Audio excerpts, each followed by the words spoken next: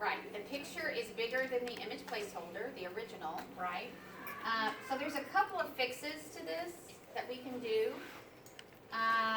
We can redraw the image placeholder if we want to, because I drew almost a perfect square, and the content of this picture is really not a perfect square, is it? It's not square at all. It's more horizontal than it is vertical. So I could redraw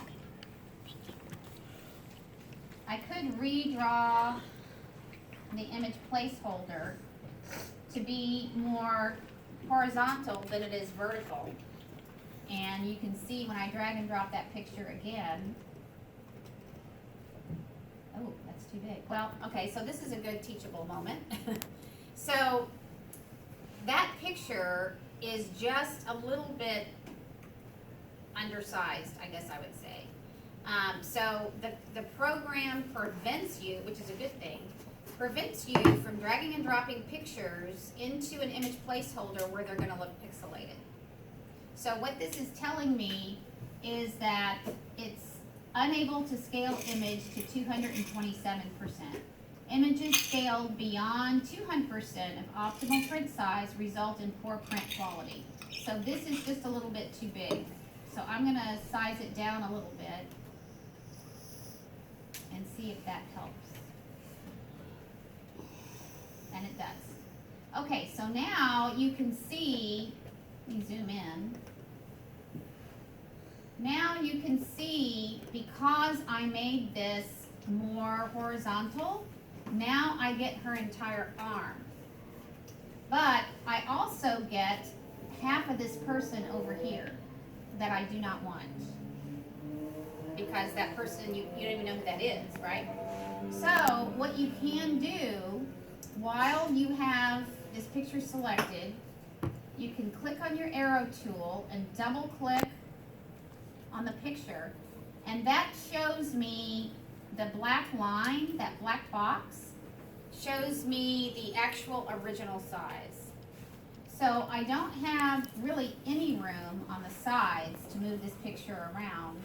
I do have some room at the top and the bottom, so if I wanted to maybe get more of their feet, less of the trees, I could adjust it while I'm in this mode. The other thing that I could do is actually move this. Let me not do that. The other thing that I could do is move this in a bit, like this, and actually crop that person out. So there are things that you can do once the picture has dropped in. However, if you want to make that picture bigger or smaller, the way to do that is, with it selected, you come over to the Inspector tab, which is over here, and you're going to go to Object Inspector, and you're going to go to Scale, and you can scale that picture up or down. Okay, so the Object Inspector is actually scaling the picture up or down. If you want to scale the image inside the box up or down, then you would go to Image Inspector. And in Image Inspector, you would go to Adjust, the Adjust tab, and you would go to Scale. And inside, it would scale the image itself up or down. Not the box, but the image itself. So those are some things that you can do after you drag and drop the image in there. Now, I'm going to save this page, and I want you to see what happens when I save this page. Do you see the number 1 now appears on that picture? That means that picture has been used already in the book one time. So that's a good flag, so that you don't use a picture twice, because you would hate to do that. So when you see the number 1 in that green box, that means that picture has already been used in the book somewhere. If you want to know where it's been used, you can double click on the picture, go to usage. You see where it says in parentheses 1? Go to the usage tab, and it will tell you. It's on page 16. So if you see that a picture has been used and you want to know where it's been used, you can double click on the picture in the content window. You can go to the usage tab, and it will tell you exactly what page number that it's been used on. If the page has already been published, then you can't change anything. Okay? All right. To get text on a page, this is the text tool, the large A and the smaller A. So just like Microsoft PowerPoint, you're going to draw a text box, and you can type whatever it is.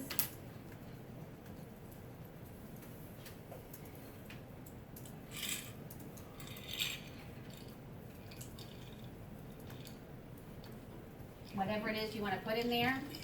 And then how you set the type size and the type font is you double click and highlight. You can come over here on the toolbar. Here is where all of your fonts are loaded that you're using currently. So let's say you want to set this in checkpoint. Right now it's 12 point. Let's say you want to make it 36 point. Now, do you see that plus sign that appeared when I made that 36 point? That plus sign tells me that there is text that I'm not seeing. So I have two options. I can either make the text smaller so that I can see it in the box, or I can click back on my arrow and then I can pull on one of those dots and I can enlarge the box so that I see all of the text. And you see that plus sign went away, right? Now, let me talk to you a little bit about type. So this font is called Checkpoint. When I highlight the text, and you see I chose 36 point, but I can also do a custom size. You see that I've got a choice of 30 and 36. Well, what if I want it to be 34? Well, all I have to do is highlight the number, type in 34, and hit my tab key, and it'll make it 34. So you can do a custom size if you want to. You don't have to stick to the sizes that are here. If a font has a bold to it, and let me show you a font that has a bold to it.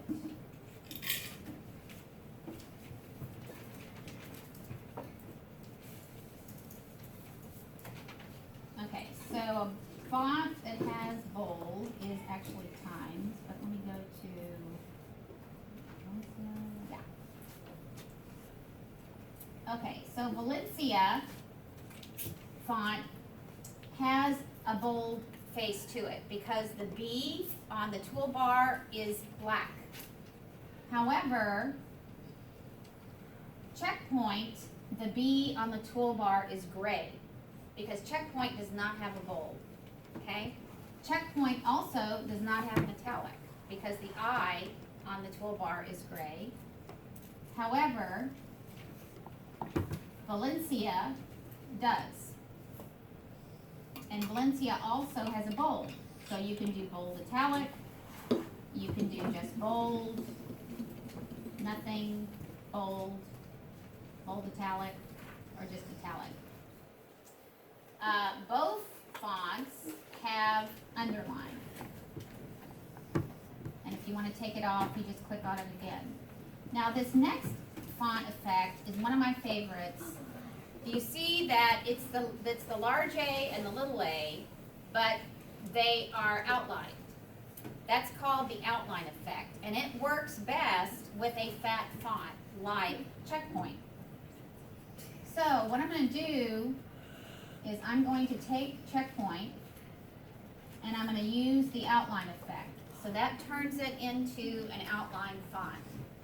Now, while I'm in this outline font and I've got the text highlighted, I can play with what's called the stroke and the fill on these letters.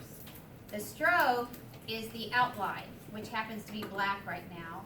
The fill is white, which is the fill inside the letters. So if I want to change either one of those colors, then I'm going to close up the image inspector. I'm going to go to the type inspector. And here is where I can change the color and the fill. So the color refers to the color of the stroke. Right now it's black, but I can change it to anything else I want, like emerald green, maybe.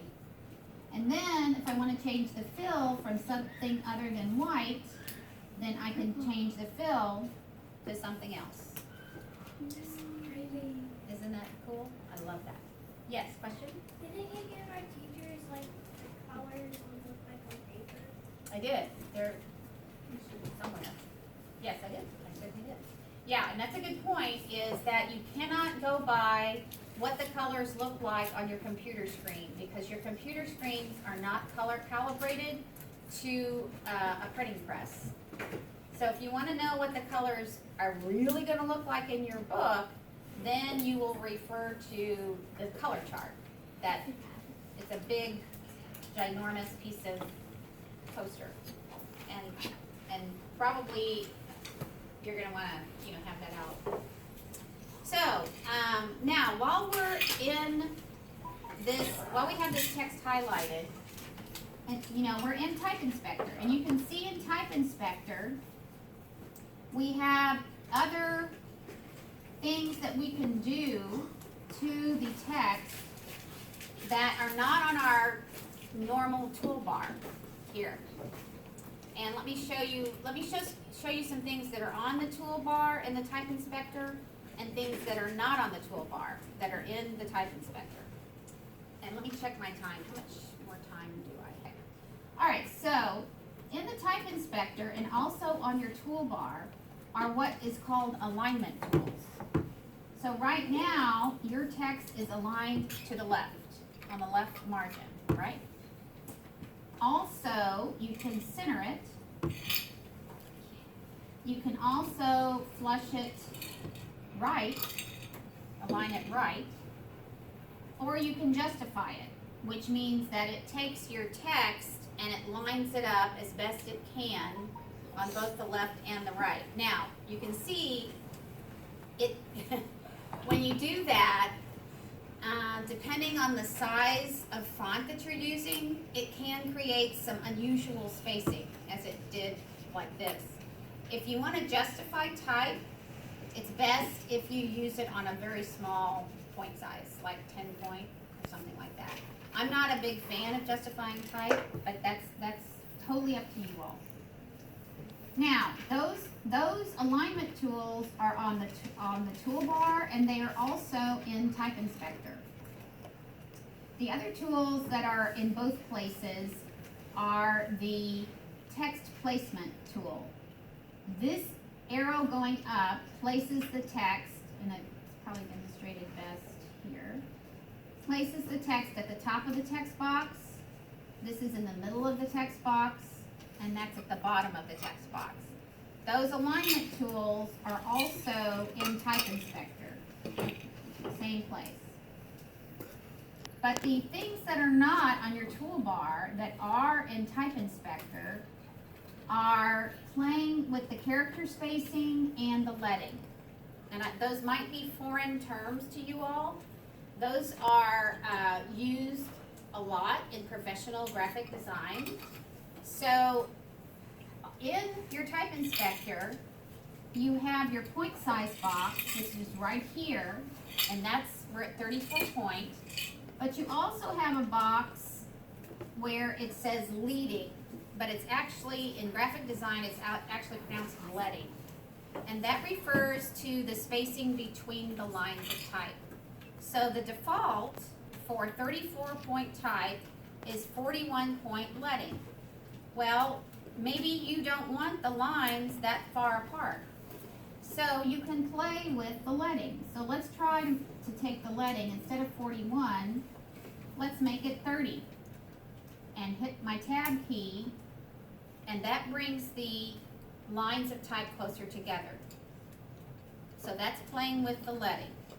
If you want to play with the character spacing, which in professional graphic design is called kerning,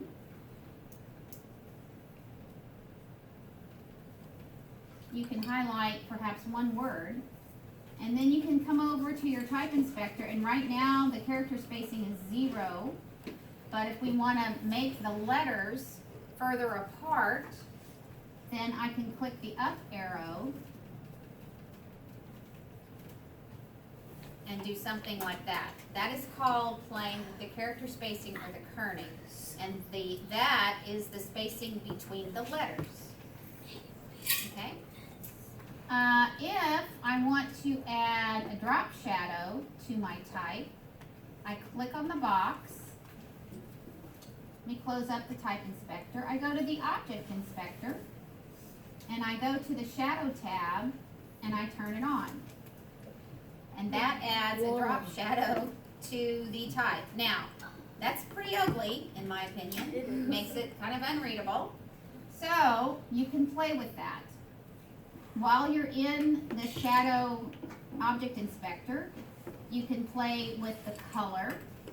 So instead of black, maybe you want this to be brilliant yellow. You can also play with the softness of the drop shadow. So maybe you want it to be softer. You can also play with the X and Y offset. So you can make the drop shadow more off to the lower right, more directly behind the letters, or more off to the lower left.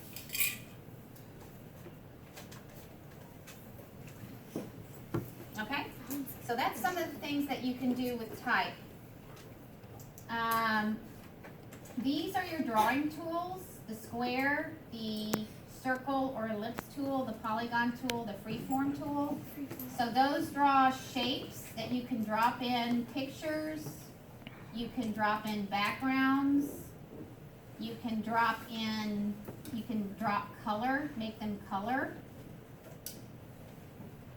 And the polygon draws angular shapes, and as long as you close up the angular shape, you can drop in pictures, backgrounds, or fill it with color.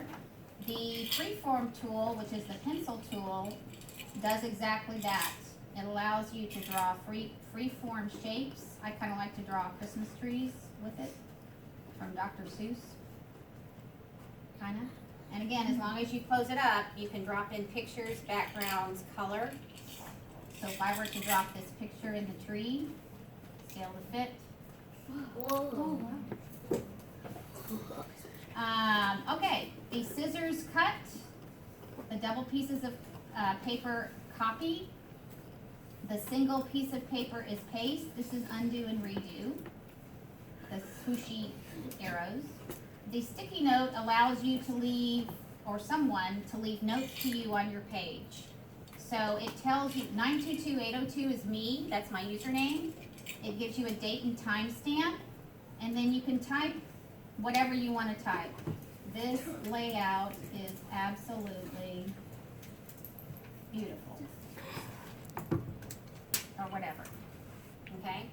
If you see that on your page, you can click on it to get rid of the yellow field. You can double click on it to read it, or you can click on it and delete it.